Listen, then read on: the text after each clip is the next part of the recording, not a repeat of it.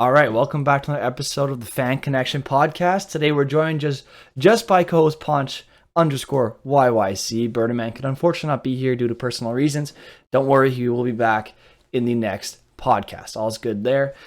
He'll be back next podcast. You can check him out at Berdaman, Berdaman on Twitch. He streams usually for me at night because it's Eastern time, but he's on the West Coast.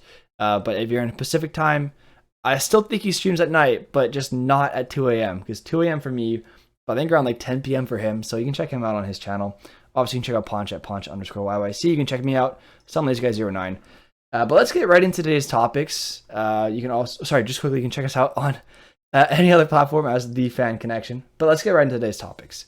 The first one we want to talk about is Ryan Getzlaf. So Ryan Getzlaf it was announced that Ryan Getzlaf will retire at the end of this season. He'll retire as a player. He'll no longer return to the Anaheim Ducks. So Punch, what do you think? That's some pretty big news. That's like the end of an era for the Ducks, and that's a big name leaving hockey. I think it's about time. Ryan Getzlaf had a really good start to the season, but he's 39 now. He's late 30s. I don't know if he's hit. Oh, he's 36. Yeah, I knew he wasn't 39. That's a little old. He's about 36. Well, you said he's 36, but I knew he's around 37ish. Yeah. Yeah. So, I think it's time. So in 49 games, he put up 3 goals, 28 assists, 31 points. It clears up some cap for them. It opens it up so then they can bring in some new guys, and I think that's good. They got rid of Perry a couple years back. Yeah, they bought him out a couple years back, and I think the Ducks are in the mentality that it's Zegras' not Zegras quite yet, but it's Terry, Zegras, Drysdale. It's their team now. Yeah, and you need that to continue on with some sort of success. I love Ryan Getzlaf, but you can only hold on to him for so long, or else your core gets stale, it gets older, it's not progressing, and the Ducks are in the spot to rebuild. Yeah, and I think it was time. I don't think it was time necessarily for him to retire. I just thought he'd take on a more diminished role, because it does seem like he still takes up a lot of ice time for the Ducks this year. So it would have been nice if he came back on a really cheap contract. Like, you're seeing Corey Perry go around from team to team, playing in a very reduced role and doing very well at it. Like, he's a good depth forechecker. He's still able to put the puck in the net. Still has the same skill. He plays a power play, but on 5-on-5, he's on the fourth line. He plays with Pat Maroon and Pierre-Edouard Bellemare in Tampa Bay, and they're a very good line. Like, I watched them play, and they're able to dominate the play very often. So it would be nice, or it would have been nice to see Getzlaf return in a role like that, where he's kind of just maybe not a journeyman, but he's going to like contending teams, maybe the Leafs or Lightning as well, or I don't know, some team where they can kind of put him with another player that's able to play that same grit, like 2 other players like Corey Perry's playing with, like Bellemare and Maroon, or maybe different players that complement his game and form a really good fourth line. I think that would have been a good role for him on a cheap contract. But you know what? Not everybody wants to do that. Like, Corey Perry wants to keep playing. He wants to win. Maybe Getzlaf just wants to retire. I think he's had a long career, man. He's made a lot of money. I think he's just ready to go home, and I can't really blame him for that. I love Getzlaf, but it'll suck to see him go. And 17 seasons is a long time here. Yeah. And it's not 17 years because it's 17 seasons. So you have to add those up, those lockout years, those shortened seasons for whatever reason. But yeah. And like, not every player is gonna be Jumbo Joe and play until they can't play no more. Some players just understand that to wake up like to wake up, go to practice, come home, and the travel and whatnot. There it takes a toll on you, and Yep. some players realize they want to try something new. Yeah, no, exactly. I think that's just that. He's just done. I think he wants to go to his home to his family. I don't think he wants to play anymore, and I don't blame him. It definitely, like you said, it takes a toll, and I think he realized it's his time. It's his time to. He's earned it. Like, he's won a cup. He's won at the international level. He's won in the juniors. He's part of the Triple Gold Club, right? I thought he was. Did they win when he was in the World Junior Championship, or was that US's year? Let me pull it up. So he has a World Junior U18, U20. He's got 2 Olympic golds, and he's got a World Cup of hockey. And he's got a Stanley Cup. So Triple Gold Club, almost literally quadruple Gold Club if you want to consider the World Cup of hockey in there. So good for Ryan Getzlaf. He's retiring as a legend in the game. His jersey is definitely going to be retired in Anaheim. There's no way they don't. Mm-hmm. And yeah, good for him. Maybe in a few years he'll be a coach. Look at Martin St. Louis. He took a few years off, came back as a coach. Mm-hmm. So maybe once his kids are a little bit older, I don't know how many kids he has. If he has 1, 2, I don't know. Maybe he doesn't have any kids, but I'm pretty sure he does. But anyway, maybe once they're a bit older and he's like him and his wife, like their kids are older and they don't need to be as hands-on, maybe he'll be like, all right, I missed the game and I want to go back in some role. So maybe he'll take on a scouting role or some sort of minor role with the Ducks or any other organization close to home. And I can definitely see that. But for now, good for him, man. He's earned it. He's earned a rest. It's time. And I know the Ducks aren't the greatest right now, but the Ducks have been a force for a really long time. So just to read off some playoff stats, 2016-17, Ryan Getzlaf had 19 points in 17 games. In 14-15, 20 points in 16 games. He's a playoff trooper, 13. Mm-hmm, absolutely. And there are players that just show up in the playoffs, and that's their thing. But yeah, like 12-15, 18-13 games.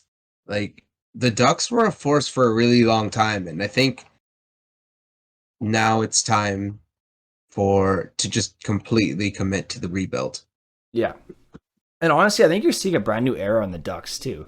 Like, the Ducks were always a bruising team to me. Whenever I'd watch them, like, I know they had skill. Like, they could, to quote Tyson Nash, they could skill it up. But they also were able to beat you up. So, like, Getzlaf and Perry, like, they were really skilled guys, but they also were big guys.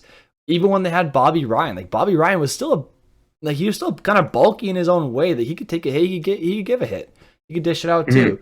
So they always had a skilled grit style of game. Like, they mixed grit with skill. Whereas now it seems like the Ducks are trending towards skill and skill alone. And I'm not trying to say that's a bad thing. I'm just trying to say it's a new era. It's just different. And that's fine, because hockey in the 2020s is not the same as it was in the 2000s. Right? It's different. And this team is... Go ahead. Yeah. Oh, this team is like still finding out who it is. So exactly.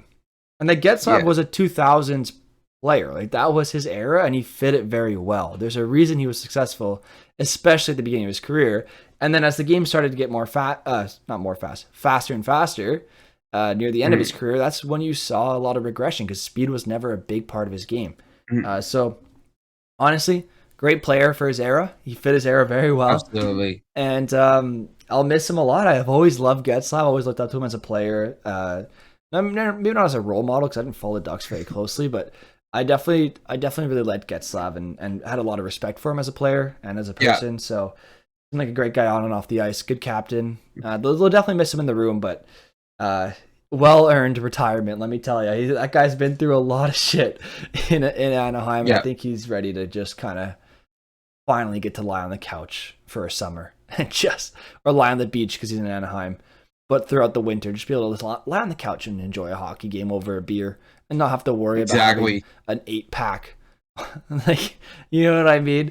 Like an 8-pack of abs or whatever he has. But yeah, let's get into the next topic here. I think it's important. Speaking of older players with a good era about them, a good career. It's time to talk about Keith Yandle and his Ironman streak coming to an end. Basically, this is how I've seen it. Okay, the Flyers aren't competing for the playoffs. Let's be honest, they're not competing for anything right now. The only thing you can argue players are competing for is their jobs. Okay. I watched the Steve Dangle podcast today, or not watched, listened to it while at work this morning, and Steve got very Dangle. He very heated about it, and I don't blame him. So basically, Keith Yandle's played, I think, 989, something like that, games in a row without missing a single game. 989, and there is 12 games left in the Flyers season, and basically, if Keith Yandle plays at least 11 of them in a row, so the next 11, he would have reached 1,000 games in a row without missing one game. Like that takes pure dedication, hard work, some luck, obviously, because an injury. Some players don't choose to get injured; it just happens. But he's definitely very dedicated. He has his routines and he sticks to it, and that's important. And so Keith Yandle was a great role model for a lot of younger players coming in because of his work ethic. He was always praised for his really good work ethic, his training, and his just I guess dedication to the game, right? So ahead of this game, the Flyers, right? They're playing the Toronto Maple Leafs. All right, this is a big game. This is a big market. It's a Saturday night game. Philly versus Toronto. Toronto's trying to make a name for themselves for the playoffs, show that they're a contender, a true contender, not a pretender, as a lot of people have been saying.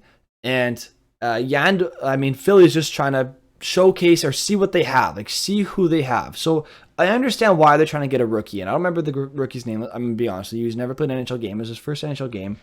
I know he was a -4 by the end of the game, and I feel bad. I don't know his name by heart. Maybe you can find it, Punch, the rookie that played for Philly on Saturday against the Leafs. And from what I understand is they could have taken out anybody. Like they could have put Yandle in for literally one shift, maybe run 11 forwards, 7 defense, have Yandle play a shift. If you're really that desperate to not have Yandle play, right? If they really don't want Yandle to play, that's what they could have done. But what it sounds like is the coach didn't even want Yandle to sit out. They announced it as a management decision. It wasn't announced as Mike Yeo saying, yeah, I'm scratching Keith Yandle. I made the decision he's not fit to play. No. Management, without pointing any specific names, Chuck Fletcher, decided that Keith Yandle would not play. So Keith Yandle at game 9, this would have been game 990. 990 in a row with literally 11 games or 12 games left in the season, could have hit 1,000 games. He was not injured, not sick, not dealing with any nagging injury or anything. He could have played. And this is the team that's not in the playoffs. Whereas last year, Keith Yandle had let's be honest, a decently rough season in Florida. But guess what? The Florida Panthers, a contending team last year, a top team, when the coach even proposed the idea of scratching Yandle, anybody thought of scratching Yandle, the entire locker room would say, no, you cannot scratch this guy. He's got the best work ethic. He's got a great streak. We're not scratching him. So a contending team found a way to play Keith Yandle for a full 82-game season and then chose to scratch him the first game of the playoffs. So if Florida can be contending with him, who Philly is saying is the reason for their failure for some reason, why can't Philly, a terrible team, find a spot for him in the roster? And let's be honest, Kevin Connaughton is not any better than Keith Yandle. Why not scratch Kevin Connaughton, put Keith Yandle on the left side, which he is a lefty, so you can do that, and play the rookie on the right side? You could have done that, because basically they scratched Keith Yandle from the bottom 6, from basically the third pair right side, and put in the rookie. You could have just scratched Kevin Connaughton and put in the rookie on the right side where they had Keith Yandle. And that would have been fine. And honestly, you would have had a veteran line mate for your rookie, which would have been better than, no offense to Kevin Connaughton, he's a way better hockey player than I am.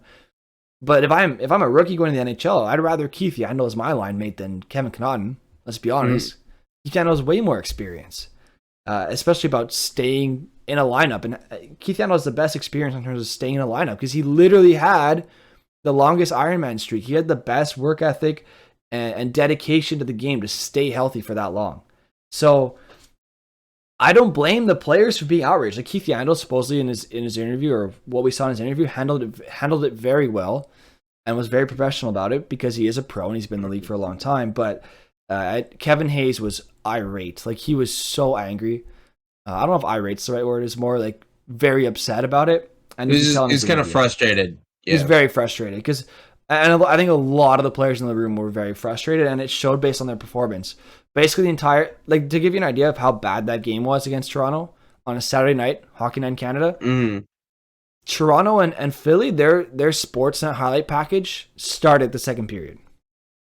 Oh, yeah, it was that bad. So it's disappointing at best.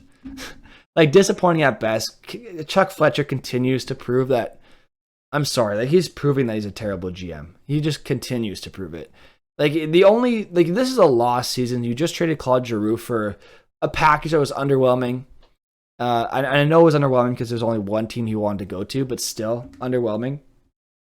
Considering it's Claude Giroux you just traded, and then that's how you handle the Keith Yandle situation. I mean, dude, like literally, it's a lost season. You have a chance for a feel-good story, and that's how you handle it. Dude, like, I'm sorry, your asset management and your team management and roster management is just absolute dog water garbage, man. Like, that's terrible. Like, is Kevin Connaughton part of your future?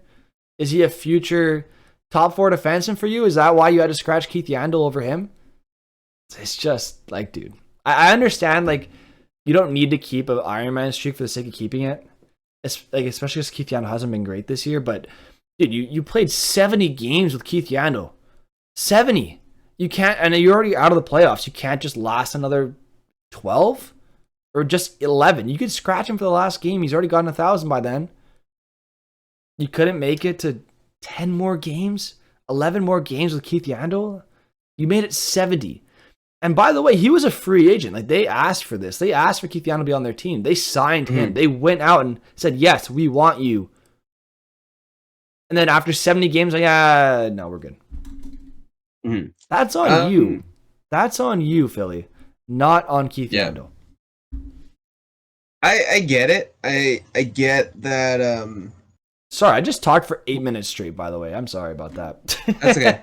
No, we like the feel-good stories and whatnot. I also understand that it is a business and you need to do what's right for the business so then you can get your young guys in. Connaughton is, like, you could have gone either way with Connaughton or Yandle. I would have gone Yandle in the lineup because that makes more sense. There's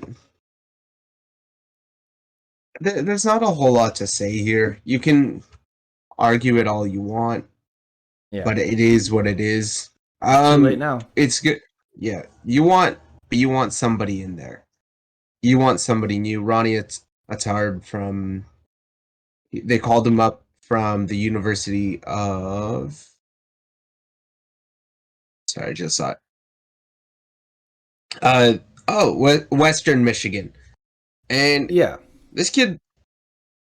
I don't want to bag on Keith Yandle, but this kid looks really good. He had He's a -4 against Toronto, by the way. I don't want to dog on someone for their first game, especially when it's against a contending team like that, but I'm just letting you know they scratched Keith Yandle for his Iron Man streak over a player that ended up being a -4. Yeah, so he just finished his Western Michigan season with 13 goals, 23 assists, 36 points in 39 games. That looks really good. As a defenseman. As a defenseman. So I get the push. And I could see how they just want because Keith is a right side, right? A right side defenseman. He plays the right side, but he's a lefty. So he can play either side. Yeah. I could see how they could just want another righty in and they took a righty out. Yes, but once again, like, you had Kevin Connaughton in there, and no offense to Kevin Connaughton, like, I'm sorry. You know who Kevin Connaughton is at this point. He's 28, 29 even. Even older than that. You know who Kevin Connaughton is, guys. You already know who Kevin Connaughton is. You don't need to play him the last 11 games. Just put Keith Yandle in Kevin Connaughton's spot and put in Attard. Attard, he said? Allard? Yeah. Attard. That's... Addard. Wait. Oh, Addard. I think it might be Addard. Adard. Okay, that makes more sense. So yeah, you put in Adard. I get that. I honestly, good for him getting his first NHL game in. That's honestly a great achievement as it is, just playing a game in the NHL. So good for him, and I hope he has a good career. I really do. That's not what I'm saying at all. All I'm saying is, and I understand exactly why they wanted to get in the lineup, because they want to give him a chance to play and see what they have for next year. And I get that. I'm just saying, why Keith Yandle? You could have taken out Ristolainen. You know who Ristolainen is. You could have taken him out and put in and given him a rest day, a therapy day. You could have put in, or you could have taken out Kevin Connaughton. You could have taken out Travis Sanheim if you wanted to. You can take out anybody. But you choose the guy who's about to hit 1,000 games straight in the NHL. That is a dick move, a brutal move, and one that honestly I would be irate over. If I'm the owner of the Flyers, all this bad publicity that I've already had all season just got even worse because my GM made a stupid bonehead move that the coach probably didn't even want to make in the first place. The teammates in the locker room didn't want to make in the first place. And then you're sending this kid playing his first NHL game. So Adard playing his first NHL game, and he has to go into it feeling terrible because he just ruined Keith Yandle's Ironman streak. Come on, dude. Like, you know how bad he probably felt? Like, that's his opportunity. He gets it because they decided to scratch a guy who's literally about to play 1,000 games in a row. That's but I also brutal, understand that brutal. He's getting called up. He's getting called up. He doesn't get to, like, he's not asking to be put in the lineup on this day, and he's not asking to be put in instead of Keith. No, I know. I feel, but he probably feels this bad. kid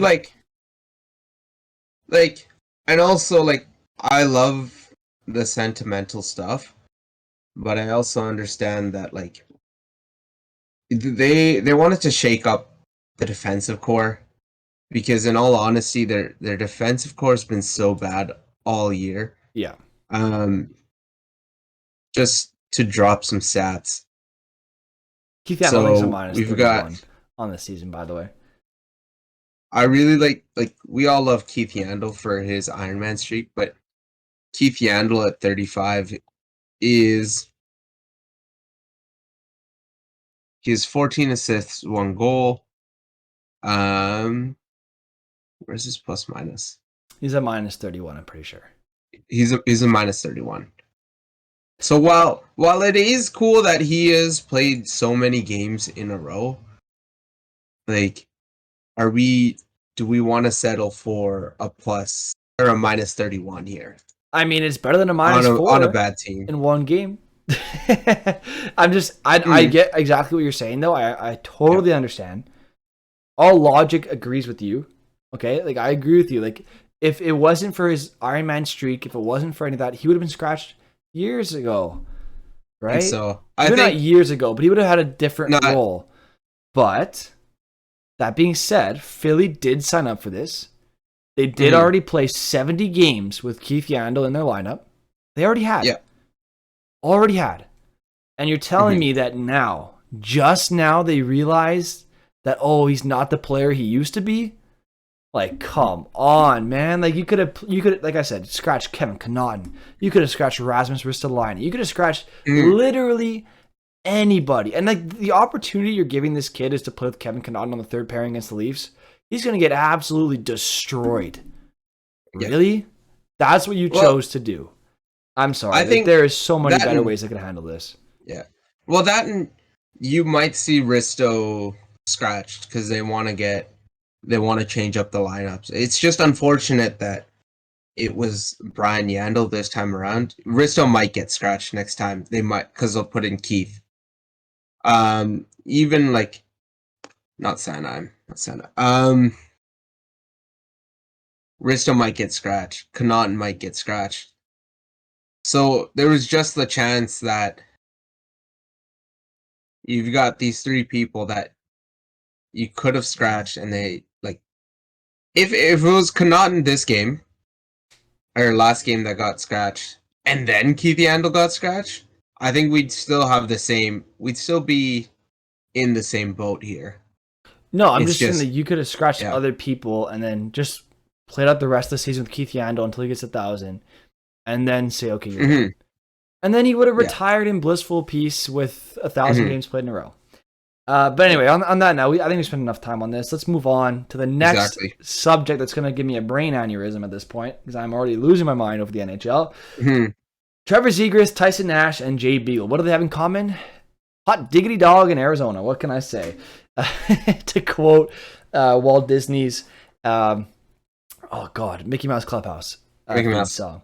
So, just to give a little reiteration of what happened, what the heck happened between Arizona and Anaheim. So, okay.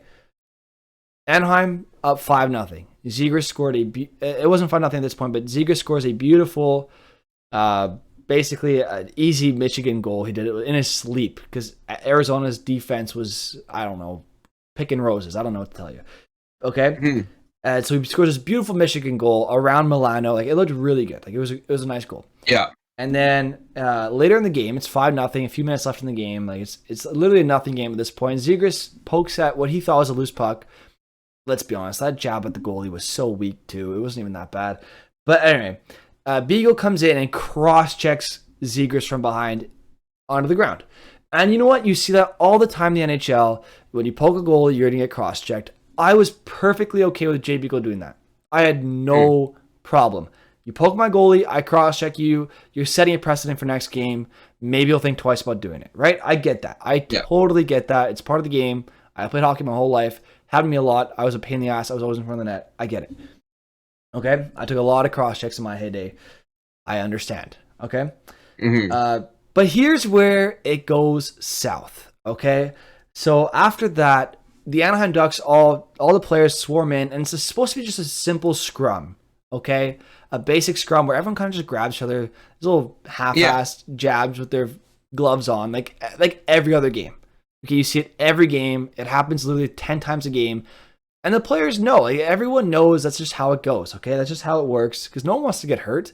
But then out of nowhere, Jay Beagle, I think something broke in his brain. Something snapped up there. I don't know what. Maybe a wire, some sort of neuron exploded up there. I don't know what happened to his brain, but he looked like a psycho. Maybe he smoked some drugs between the period. I don't know. I don't know what JB was up to, but whatever. He did something, and he was angry, okay? So he just starts losing his mind. And he has Troy Terry, and they're kind of wrapped up. I think Troy Terry made this mistake of going for Beagle, but I don't think he knew. I think he just thought, we're just going to tie each other up, and nothing's going to happen. So then Beagle just starts unloading punch after punch after punch on a Troy Terry who doesn't even have his gloves off. So this is not an agreed to fight, first of all. So basically Jay Beagle's just punching the shit out of a guy who didn't agree to fight him. Beagle's got, I think, 3 inches and about 30 pounds over Troy Terry. And Troy Terry has about 90,000 points over Jay Beagle. I'm just kidding. But a lot of points over Jay Beagle, okay? So basically it's a non-skilled grit guy beating up a smaller, really skilled player in the NHL who has over 30 goals, over 60 points already, I think. That's a good player, okay? And just beating the shit out of him, okay? And then you see Troy Terry, on the ice at the end bleeding, okay? It looks bad. It's a bad look for the NHL. You have a skilled guy getting the shit kicked out of him for no reason, okay? And then Beagle, after he beats up Terry, sees him on the ground, moves on, and starts punching Zegras from across the ref in the face. And I'm like, no, sorry, it wasn't Zegras, it was another Anaheim player. He just goes behind the linesman and starts punching the linesman. Not the linesman, but the player in the face with no glove on. So he just starts throwing haymakers at another guy. Okay? So meanwhile, this all is happening. Okay, we have Louis Eriksson doing the best thing he's done in his career since putting up decent numbers with Boston. Or was it Boston? Restraining Zegras. Literally just giving him a nice little bear hug from behind. A nice, comforting hug. Holding him back, okay? From going after Beagle, because I think Zegras would have died, okay? So, then, throughout this whole event, we have Tyson Nash commenting about the play. So I have the quotes here from NHL broadcaster, color commentator Tyson Nash, former NHL player. He says, that's the problem with these young players, referring to both Troy Terry and Trevor Zegras. You want to embarrass guys. You want to skill it up. You better be prepared to get punched in the mouth. So just because you're a good hockey player, he thinks you should be prepared to get punched in the mouth. Cool. Good. I love that. That's a great thing to tell young kids. Good job. And then later, this is Jeff Merrick reiterating, paraphrasing what Tyson Nash said on a podcast. He says, Nash said he shouldn't have said skill it up, but rather hot dogging. That's where I get my quote, hot diggity dog in Arizona. He says he should have said hot dogging. He also didn't like the way the Ducks players smiled and smirked after scoring. So, wow, how dare they be happy about scoring a goal? And when you do that, what followed is what you have to be prepared for. He thinks that if you're happy for scoring a skilled goal, you should be prepared to get punched in the mouth. And then after the game, which is the stupidest thing I've ever heard, by the way. And then after the game, Trevor Zegras said this about Jay Beagle. He says, our best player, leading scorer, one of the best players in my opinion in the whole league. That's a bit of an exaggeration about Trotter, let's be honest. Not the best player in the whole league, but he's up there. He's definitely a good player. I take a shot. He comes in to help me. I'm not going to name the player. So he doesn't even name Beagle's name, which is a huge diss in itself. And I love that.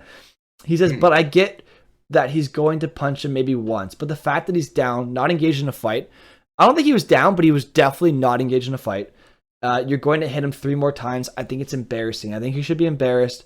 I'm not going to comment any further on whether or not I think he should have been able to get, or should have even been able to get to Troy while he was on the ice, but I'm embarrassed that even got that far. I appreciate Troy for sticking up for me because I think that's a nonsense cross-check with 2 minutes in a 5-0 game. And he says, I'm embarrassed for whoever it was. I'm not going to say his name. Anyway, he thinks the league should step in and punish him, right?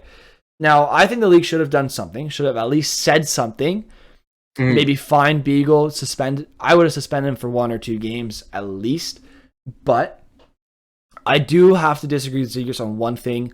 He definitely deserved the cross-check. Let's be honest. I'm not condoning cross-checks. Maybe he should have deserved, a push. I don't know. Whatever. He definitely deserves some retaliation for poking the goalie. It's a 5-0 game. Don't do that. It's stupid.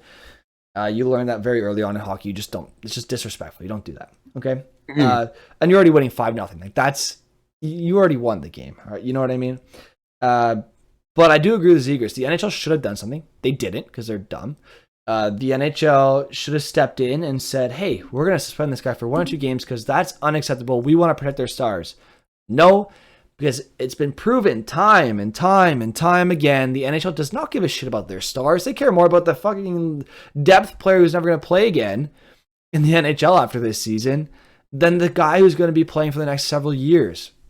Right? They care more about Jay Beagle than Troy Terry. This event proved that. And the DOPS has hired goon after goon. Look what they hired. They have George Peros. And I love George Peros' personality. He seems like a great person. But they hired another goon in charge of the player safety. They hired a guy who literally would beat people up for a living in the NHL to be in charge of safety. What? That doesn't make any sense. What does he know about safety? All he knows is about beating people up, and it's like the code, and he's just going to keep this code around. That's what the NHL wants. They don't want skill. They've proven it time and time again. I don't even want to get into the headshot stuff, but they don't even believe in headshots. They don't believe that repetitive blows to the head leads to degenerative disorders later in life. They still don't believe that, despite a test showing 13 out of 14 former NHLers having some sort of cognitive disorder with their brain. Those former players gave their brain to science, and so they did a study, and they all had some form of CTE. And then that's that's a form of degeneration of the brain. So there's a lot of former players. If you look at Agent Provocateur, for example, it's a really good podcast you should listen to with Alan Walsh and Adam Wilde. They had Habs legend. He's also a lawyer, author, a legendary person, honestly, in general, Ken Dryden on. And he talked about there's a player he knows that literally just he forgets where his keys are. He spends hours forgetting where ththings are and looking for them. And this is a guy who's not old. He's 50 or 40 something. He forgets where everything is. He literally he was driving home from this was one of Alan Walsh's clients. He's in his late 40s or 50s, driving home from the grocery store, which is a couple miles away from his house, not far, 6-minute drive. Calling Allen, asking for directions because he didn't know how to get back home. Like, and now Gary Bettman's coming out here saying, "Oh, I know science, guys. I know science. I'm a lawyer." Get out of here, man. There's so many things about the NHL I wish I could change because it would make the game so great. Because it honestly, the product on the ice could be the best sport you'd ever see. Because the game's fast. There's not a stoppage and play every 20 seconds. Honestly, it's high hitting, high intensity. People love that, and honestly, they just market it terribly, and they also have a terrible brand, like a terrible image. So, yeah. I don't want a long tangent there, but long story short, this hot diggity dog, I'm going to keep saying that, situation in Arizona proved that the DOPS, the NHL, even the NHLPA doesn't give a shit about its stars. They keep the code in the game because they want it. It's been proven time and time again, and this was proven again. They care more about people like Jay Beagle. And I understand treating players equally. I do understand that. But they care more about Jay Beagle than Trevor Zegras and Troy Terry. Yeah. All right. So, well, let's just dissect the whole situation in general. So I'm just going to break it down step by step. So you first had Zegras. Nice. I'd say he was looking for the puck. I wouldn't say he was raking for the puck. Because there's a difference between looking for the puck and when a goalie is like there and they've starfish, you can also not have the puck. Yeah. Because that's still open play. Yeah, and it's fair that he tried for the puck. I agree. Yeah. And if it's under, you know what, even like this is how I see it. If it's like halfway under the pad and you can still get to it because the goalie doesn't have possession, definitely. Yeah. Because also, like, these guys, a lot of their money is based on goals. It's based on points. So if you're going, like, it sucks because this is why people hate, like, people like Brad Marchand and all these other, like, gritty players that will take the extra jab.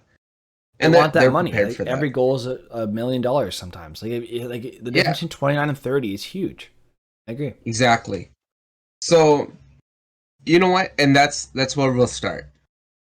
Do I think that was so? The cross check, I guess. I get it 100%. I get it, but also to cross check somebody when their back is turned is kind of chicken shit. Yeah, but it happens all the time, and I honestly, like, I get it because that's the only angle Beagle has. Yeah. So I get why he did it. I don't like cross-checking. Like, I'd almost rather, instead of going like this, if players went like this. Does that make sense? Where their hands are closer together, so it's not the stick making contact with the player's back; it's your fists. I would have, or like grabbing them.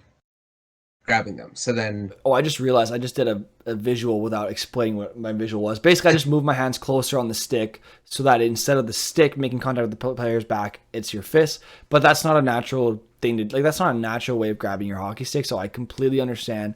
Like, I've cross-checked before. I literally cross-checked my buddy the other week accidentally. Like, I didn't even mean to do it. It was just a natural instinct to try to push him off the puck, and I accidentally cross-checked him. And it wasn't on purpose. It was just an instinct accidentally, and it happened. And obviously, Mike's a dirty player. Mike's fine, Mike. Oh, Jesus. But no, we got over it fast. Like, we understood it was an accident. Yeah. And he pushed me back too. Like, it's fine. Like, it happens. Yeah. But also, like, I also get it because he's trying to clear the front of the net. So I completely understand the cross check. I don't like cross checking in the game.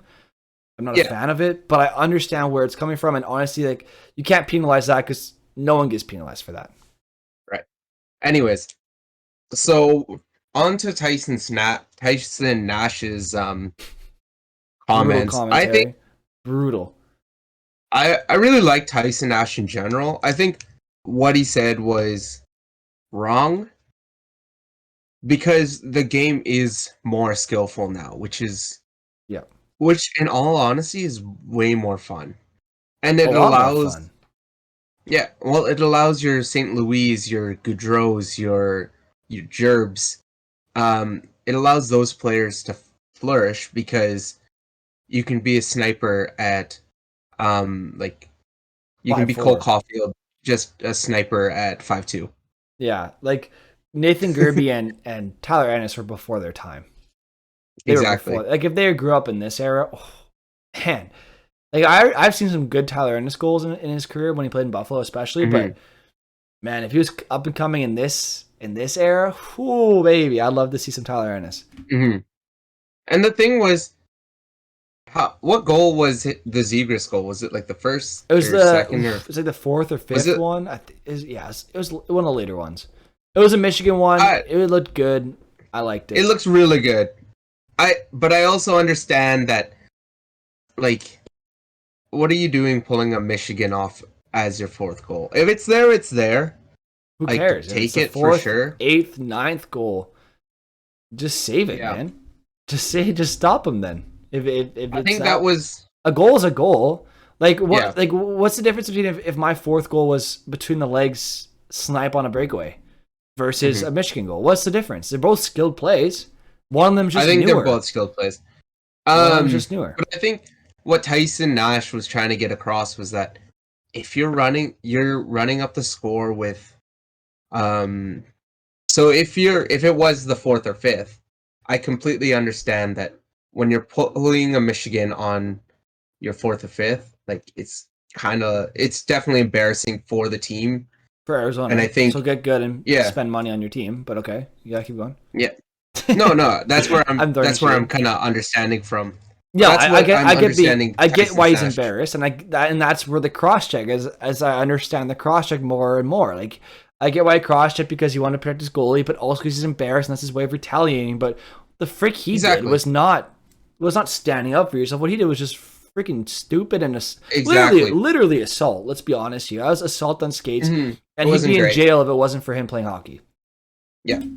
So there's Tyson Nash's comments dissected. Essentially, if it's your fourth or fifth. Yeah. And I think Tyson Nash played in the era where, like, if you were doing things like that, you were going to get hit. You had the prongers in that area that wouldn't stand for that, All right. So that's that dissected. The refs need to clean it up with the fights. All right. Granted, though, Beagle was issued a 2 minutes for roughing on top of a game misconduct. But that's not enough because there's only 3 minutes left in the game. So that's but the refs, in their own right, called that perfectly. Like that's fine.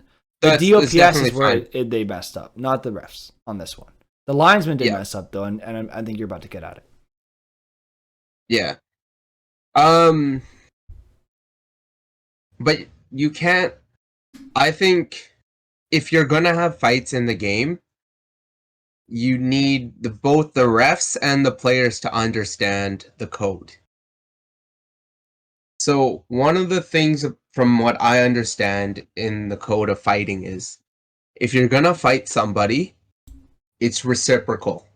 Exactly. There has to be a bit of a mutual acceptance or agreement to the fight, or else it's just so one of the fights I want to bring up is the Nick Foligno Corey Perry fight from Corey Perry did agree to that, but he didn't throw a punch.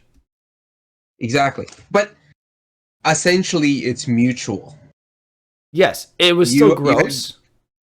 It was still gross to watch. I was in disgust watching that because I literally knew Corey Perry wasn't going to throw a punch, and he didn't. Because he's a respectful person that didn't mean to hit Tavares. Because everyone who with a brain knew it was an accident. But I understand the Leafs' anger because they didn't know it was an accident because they couldn't have seen it from the bench.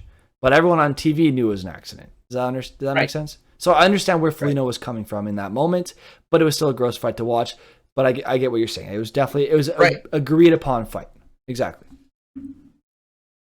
Yeah. So, gloves are off. Troy Terry isn't a fighter, doesn't have a reputation as a fighter. And Troy Terry didn't do the thing where he punched somebody and then turtled.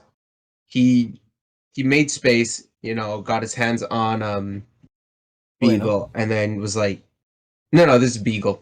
We're talking about Beagle and Terry. he just kind of wrapped him up so then nothing else would happen. And Beagle started throwing hands. Yeah. Without Terry even knowing, because they were wrapped up. Terry couldn't have seen his hands get free. And Beagle just starts unloading punches. Yeah, agreed. So that's the thing I really hate is if you're gonna fight somebody because your sport allows you, you also have to understand there is a code. You can't fight somebody. You can't punch somebody when their back is turned. You can't punch somebody when they're on the ground. Yeah. When they're not in a position to also fight you. That's my biggest problem with that, and that's what I want the league to see. Because hockey has the unique thing where fights are allowed. Like, and the NBA, like if you watch the NBA, this is a great example. I'm also using it from the SDPN because I really love this example. I know I keep quoting them, but like I watch them and I enjoy them, and whenever they have really good takes, I like to, I guess, say them over again or just kind of like reiterate them a bit in my own words. But I think it was, I don't know if it was Adam or Steve. I think it was Adam, but like the NBA doesn't employ a goon to be like their 12th guy on the bench to throw out there to beat up LeBron James whenever he's like insulting you or making you look bad. No, all they can do is just play better and beat them at the game they're playing. It doesn't turn into an MMA fight all of a sudden with like some like Pat Maroon version of in the NBA against Corey Perry, a version of Corey Perry in the NBA. Like, it doesn't turn into like a freaking throwdown between two NBA players just beating each other up on the NBA court. No, it becomes a battle of the game. You see stars get fired up in the NBA because they want to beat LeBron and they want to show it to him, you know, and you get a battle of celebrations and many happy screams, but you get what I'm saying, like you know, when they yell like woo or whatever after they score, you know, like they get pumped and it's all gets put into the game, and they don't, like, yeah, you'll get fights every now and then, but not like crazy brawl. They'll just like kind of slap each other, hit each other, push each other. But you don't get a crazy beatdown that turns into the MMA. Like, no one wants that. Like, I know some, like a lot of fans like that, but I don't like seeing one of my favorite players get the shit kicked out of him by Jade Beagle. No one wants to see that. Like, I don't care to watch. Like, Ryan Reeves does have his moments, but like, and like he can still play in the league, but like I don't care to watch a fight. You know, I just want to watch hockey. I don't want to watch two guys beat the crap out of each other all the time. If I wanted to see that, I'd go watch a freaking boxing match. I'm not here to watch boxing. I'm here to watch hockey. I'd love for every line to be able to be a skilled line. And yeah, there's going to be big hits sometimes. And yes, there's going to be headshots. It happens. But if headshots were out of the game, if you hit a guy through the head, it's an automatic game misconduct, you're out. Everyone would adapt. It's the same thing. Like Ken Dryden made this example. It's the same thing as the puck over the glass. It used to not be a penalty all the time. It used to be based on the intention. Well, they changed the rules so that every time the puck goes over the glass, it's a penalty without interference in your own end, right? And players adapted. Everyone understands. Oh, it's stupid, but he put the puck over the glass, penalty. Right. Headshots should be the same thing, but fighting too. Like, why are we allowing guys to kick the shit out of each other who aren't, first of all, are not trained fighters? They're not. So they don't know how to protect themselves properly. They're just two guys on skates throwing down each other. Like, they could fall on the ice and crack their head open, which sucks, first of all. A lot of injuries there. But also, like, they're just fighting each other. You know, like, you get a few, like, bench clean brawls in the MLB and stuff. It doesn't happen every game. You don't see a fight almost every game. The NHL doesn't have fights every game anymore, but they're starting to pick up again. I'm noticing more and more fights in the NHL lately. And I don't know if it's trying to regress back to what it used to be and be less about skill. And I think if that happens, you'll see a lot of fans walk away from the game. I'm telling you right now. But so essentially, the fights are good for the game because what somebody told me was, and because I play a sport that doesn't allow fighting. So the reason why they don't want fights all the time, but they don't mind them, is because it acts like a thermometer for the game. So during like games like the Battle of Alberta, you know, when Zach Cassian and Kachuk are going at it, they fight, and then they're done. Right. They're done. It's settled. And for that, I understand the fight. Yes. And that's essentially the point. The problem is when you have fight after fight after fight. After clean hits, too. But the alternative is, so when I play rugby, there are things that go uncalled. You do take cheap shots. I've been on the receiving end, and I've also given. The reason why they allow the fights is because if you don't, they escalate. They don't want escalation. Right. Into a fight that they can't control. Well, the refs, essentially. Like a team brawl. Right. Exactly. So the reason why they allow fights is it ends the situation, you're done. And that's generally what the players understand. As soon as we're done fighting, we're done. Because you can't fight every single time, or else you're in the box for 5. And these are all NHL players, so they're very good. It doesn't matter if you're fourth or first line. You have the potential to score, and you have the potential to improve your contract, your life, or whatever by goals and whatnot. Yeah. So you're not gonna fight every time. But yeah, I think just control it, and then DPS, like clean it up. You want a little bit more consistency with your rulings here, because this is suspension worthy. That was definitely a suspension worthy play that didn't even get a single tweet from the DOPS. Not even a bit of an ounce of response by them, which is unacceptable too.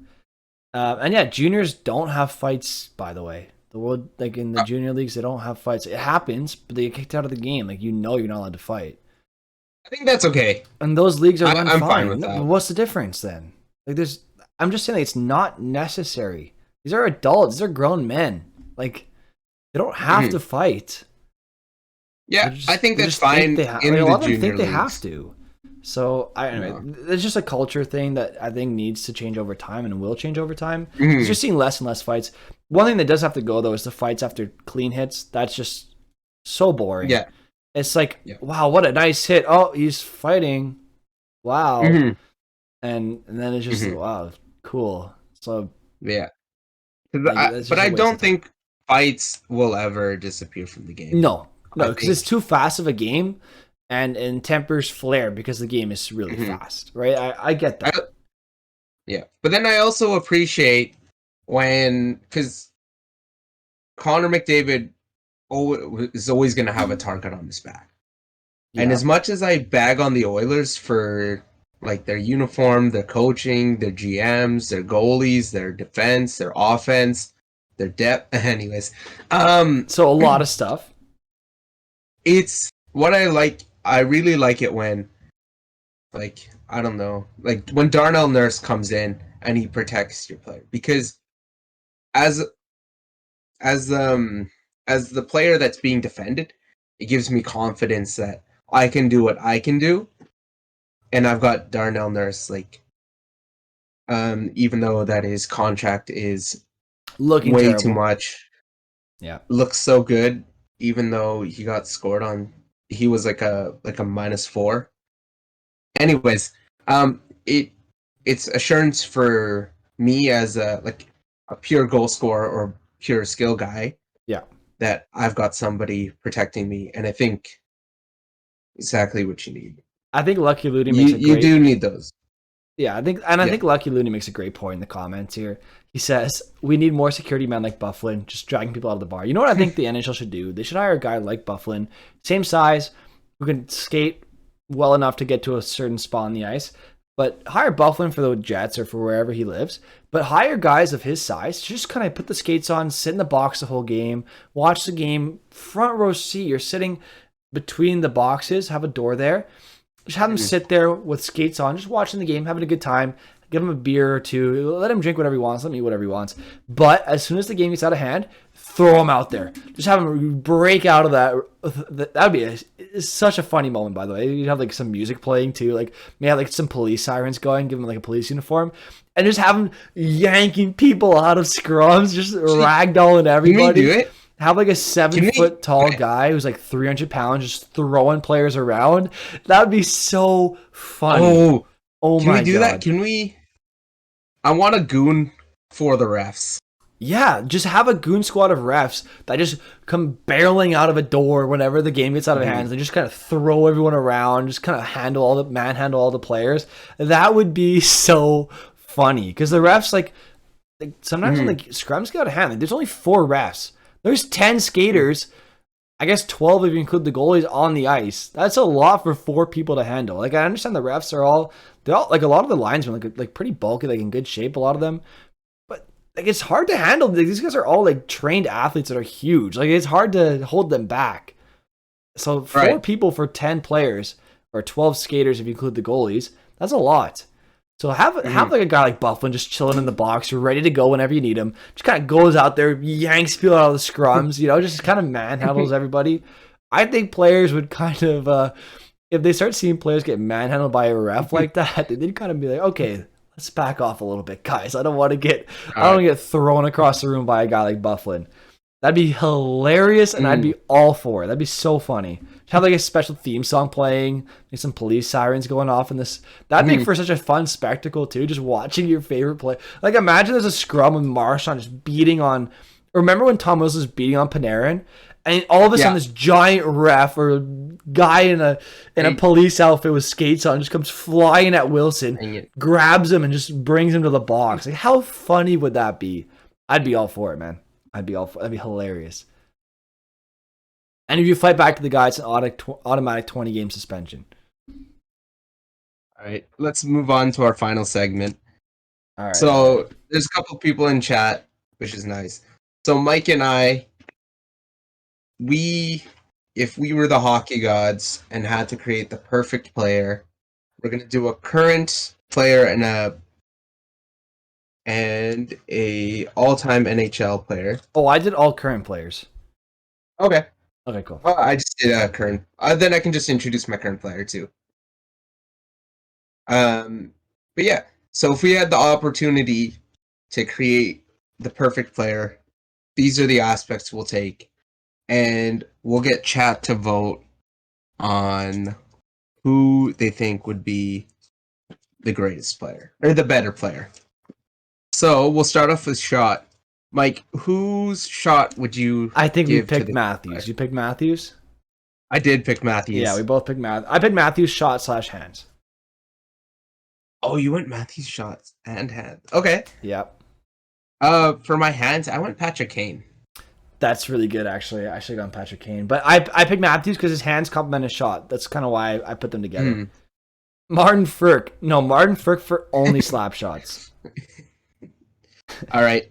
Whose IQ / playmaking would you take? So I did all current players, so I picked Nick Suzuki because I love the way he thinks the game. He's a really smart player. So I picked Nick Suzuki because he thinks the game well both ways. If I had to go all time, I'd obviously take Gretzky, but I took Nick Suzuki. All right. I actually took Crosby. I really like Crosby's game now because he moves away from well, he does both now. He can score himself and he makes plays. And he's making these like not these scrubs, these medium level talent in all play respects. Really well with him. I mean, Jake Guentzel in his own right's amazing, but like he always elevates like random players they bring in. I agree. All right. So whose physical build would you use? So the build I use. So imagine a player of this stature with Matthews' shot, Suzuki's IQ, Matthews' hands, and John Scott's body. Imagine John Scott with the skill and shot of Austin Matthews, the IQ of Nick Suzuki, and I'm just going to throw my skating in there, the skating of Connor McDavid. Oh my God, this guy would destroy the league. He'd run through everybody. You try to check him? Well, too bad. He's running over you. That would be insane. You want to hit him? too bad. His head's up here. You can't reach him. It would be the best player to ever play the game if a guy of John Scott's size had all of Matthews, Suzuki, and McDavid's talents combined. And we'd call him... what would we call him? Oh my god, I don't even know. I'm just describing Curtis McDermott. No. All right. My skating, I had to throw one shark in here. Who's your Mike, build, do you know which? Oh, it's I picked Alexander Ovechkin. Fair enough. The Russian machine. Yeah, fair enough. Never He's a solid dude. All right. I had to pick one shark, and I know he's been on the low recently, but he's coming back up. I pick Erik Karlsson skating.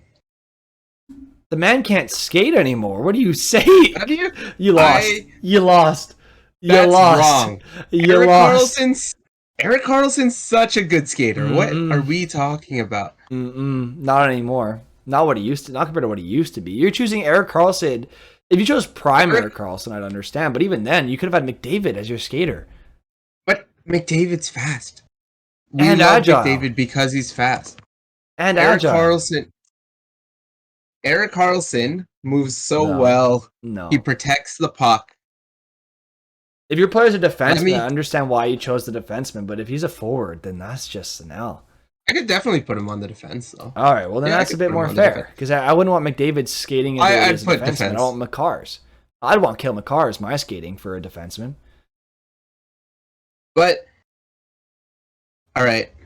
Erik Karlsson has some great... His style now isn't run and gun like it would have been with Ottawa. It's more like... It's more protect the puck, move laterally, and keep it so you can make a play. That's what I like. That's what I think is really good skating.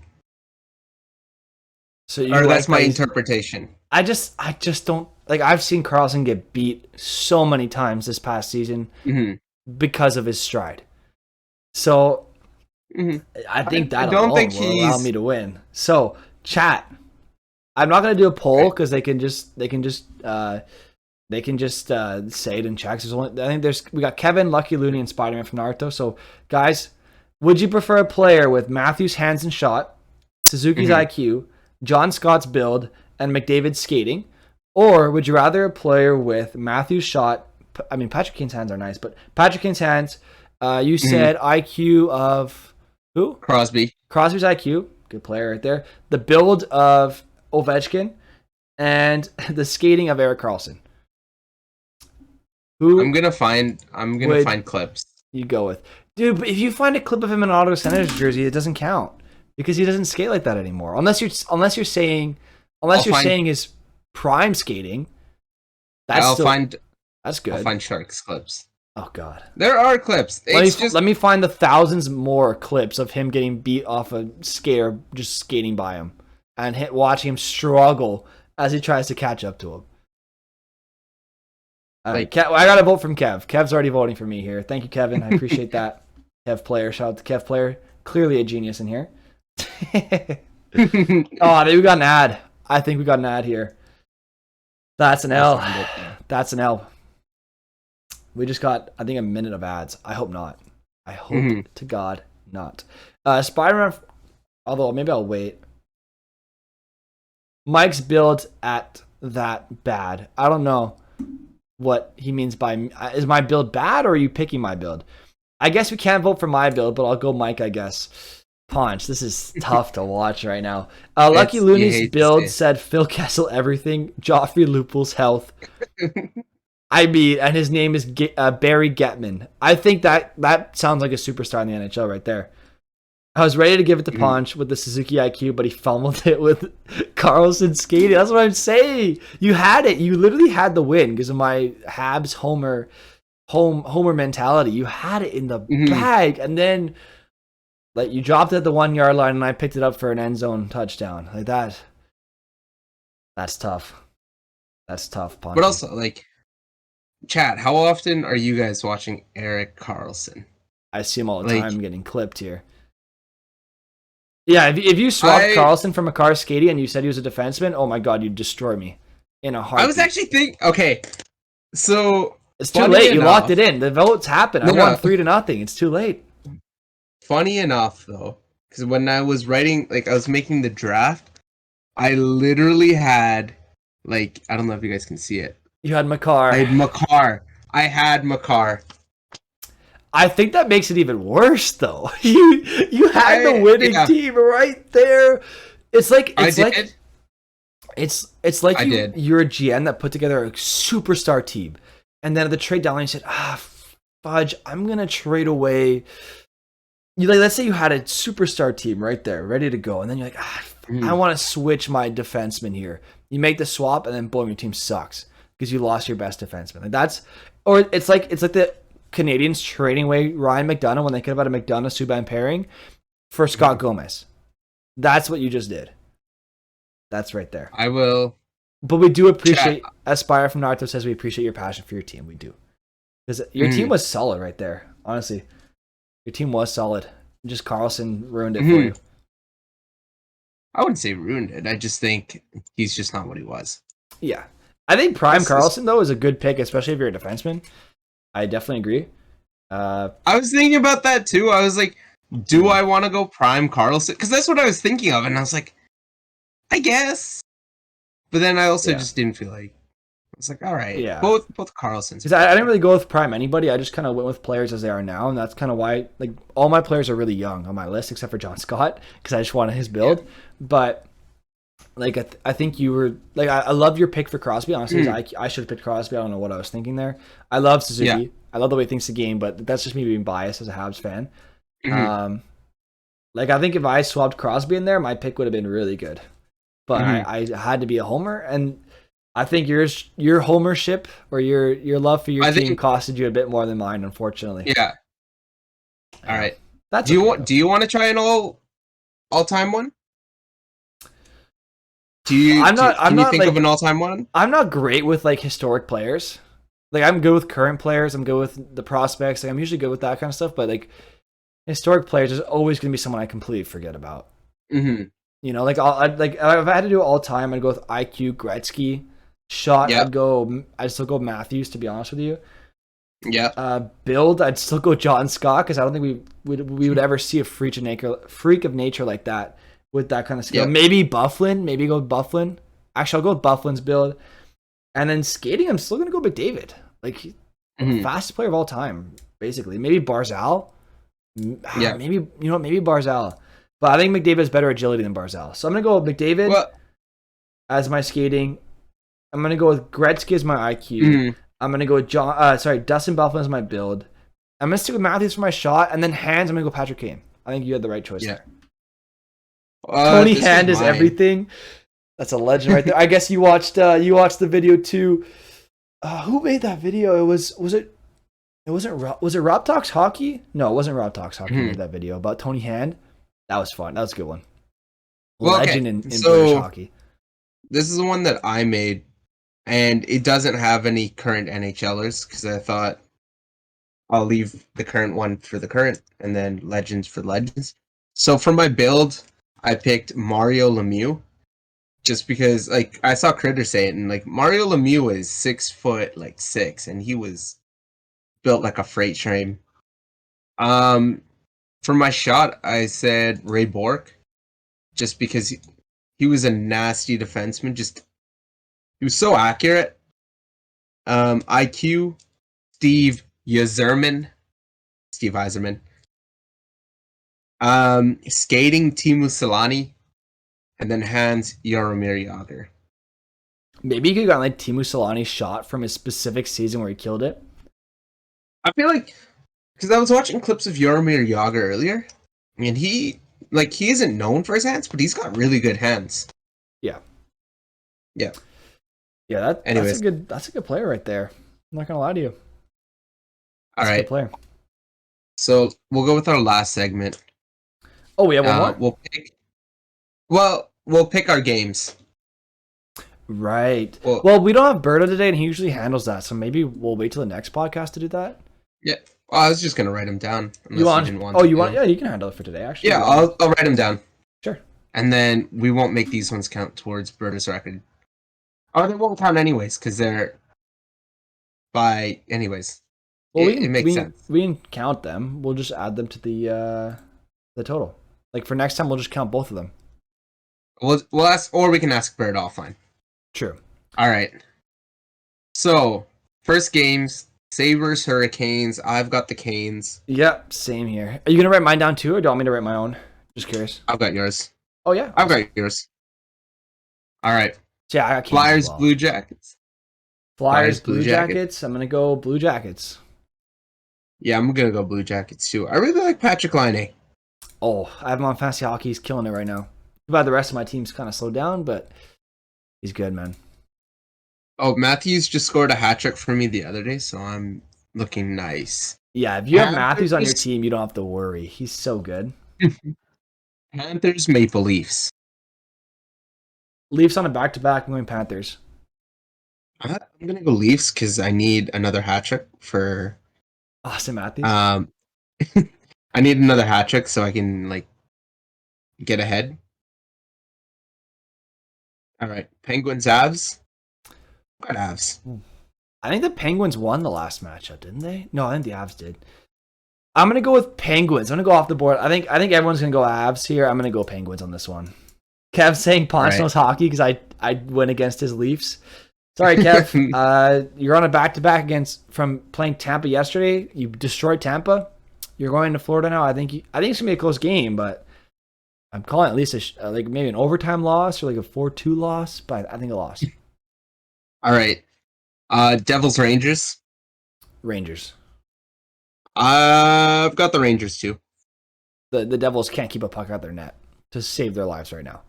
So neither can the Rangers though. Actually, they have as long as Shesterkin's in, fine. If it's Georgiev, no, but if it's Shesterkin, they're fine. Yeah. The problem is, it's like Adam Fox. You're so good. You have like 2 points in a game, but then you're like -6. Yeah, his defensive game's not very good. Absolutely I don't think enough people talk about that. So whenever you're like, oh yeah, him for Norris, guys, his defense is not good. Like, well, it's not. It's not like it's not good. It's just not great. Like, it's not. It's just not exceptional. Yeah. And whereas Canadians, yeah. Canadians versus who? Sens. Oh, Habs. More Habs today. I'll go Habs too. Come on, baby. Let's go Habs. Say LeBoo. I need a win today. Yeah. Red Wings, Bruins. I don't think I need to ask. Don't even ask me.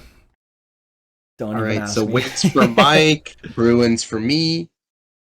Yeah, exactly. I love me betting against the Bruins right now. No, I'm picking the Bruins. Easy. Preds Wild. Preds Wild. Ooh, I'm gonna go Preds. I was thinking I'm gonna go Wild this time around. There's a lot of games tonight. Stars, Islanders. I've got the Stars. I'm going Islanders, baby. They're riding a hot streak right now. I want them to keep it going. They're 11 points back of the Caps right now. Caps are playing bad. Islanders are playing well. If they can win a few more games in a row here, if the Caps lose a few, could make for a fun possibility if we get lucky here. That'd be kind of fun. All right, and the last game, your San Jose Sharks against the Oilers. Oh, you already know who I have. Oh God, I'm gonna go with the Edmonton Oilers on this one. Sorry, I just don't see how you guys contain McDavid or Draisaitl. I think it doesn't matter if Draisaitl and McDavid score as long as we score more. I think the Sharks are scary in the fact that you could be down like. Yesterday against Dallas, or the other day against Dallas, they were down 1-4 in the second, and then when I checked back later, it was a 4-5 game. I was like, "That's actually not bad." I think that's.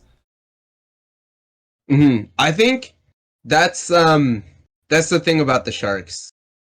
I expect like even the Vegas game, you're down 4, or you're up 4, and then you just saw it like evaporate. You just saw leads are not a thing in Sharks games, is what you're saying.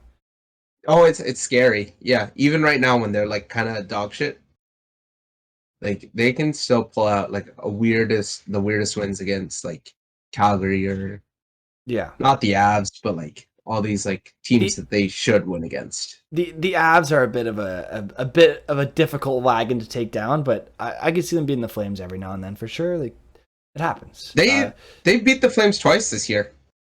Oh, maybe they're the kryptonite to the Flames right now. And like Kevin makes a Yeah. good point. Like Sharks Oilers is definitely a toss up. Like I could have gone either way there. It'll probably, like Kev says, end around 7-5, maybe 8-5, something ridiculous. Yeah. And yeah, the Oilers are terrible keeping the puck out of the net themselves. They added Brett Kulak. I love Brett Kulak, but he's not going to. He's going to make a slight difference, but he's not going to save them. He's not their savior. I think they should address goaltending over the deadline / off season / last deadline / last off season / last deadline, but they never did. So, well, they picked up Kosa though, so I'm excited for that. Hopefully, Sebastian Kosa makes his way into the league, but that won't be for a while because he's still in junior. Yeah. But I think that's us. That's us. Yep. I mean, we'll see if he turns out. I mean, you never know. He's still very young. Goalies are weird. It's hard to predict them. But I think that's going to do it for today's stream. We appreciate everyone for stopping by. Critter asks, late stream now or what's going on? So basically, Critter, we started a podcast all together. Well, I'm sure you're aware. Called The Fan Connection. So myself, Ponch, and Bernaman. Bernaman couldn't make it today, unfortunately. He had a prior engagement that he had to get to, and we completely understand, obviously. So he'll be back on the next podcast. So basically, we have a podcast every Tuesday and Thursday at 5:30 p.m. Eastern time. Basically, whenever I'm done work, we hop on a podcast on Tuesdays and Thursdays. Just kind of shoot the shit, hang out, talk hockey, have a good time, interact with all you guys, and just have a great community going and have a good time. Unfortunately, this Thursday there will be no podcast as I have a physio appointment after work that I have to go to because it's important. Obviously, I think Ponch also you have your rugby. A rugby retreat. Exactly. So Ponch has his rugby retreat. I have my physio appointment. So we're gonna postpone next Thursday's stream. We're just gonna pick it back up on Tuesday. So basically a week off or a week between streams for us at the Fan Connection. But I will be hosting a stream on Friday after work, so probably around 5 Eastern, probably around closer to 4 Eastern. We're going to be hosting a stream where we start the roster overhaul post-deadline for EA Sports NHL 22. I appreciate Critter. It's nice to see you guys. Nice to see you as well. We appreciate you stopping by. We'll see you in the next one. Feel free to stop by Friday if you want to get your input on the rosters, because I will be taking everyone's input. It's not just me deciding the roster. We're building it as a community roster that I will be posting when done. So, we'll see you all in the next one. We appreciate all your support. Kev Player, obviously Ponch, hanging out with me today.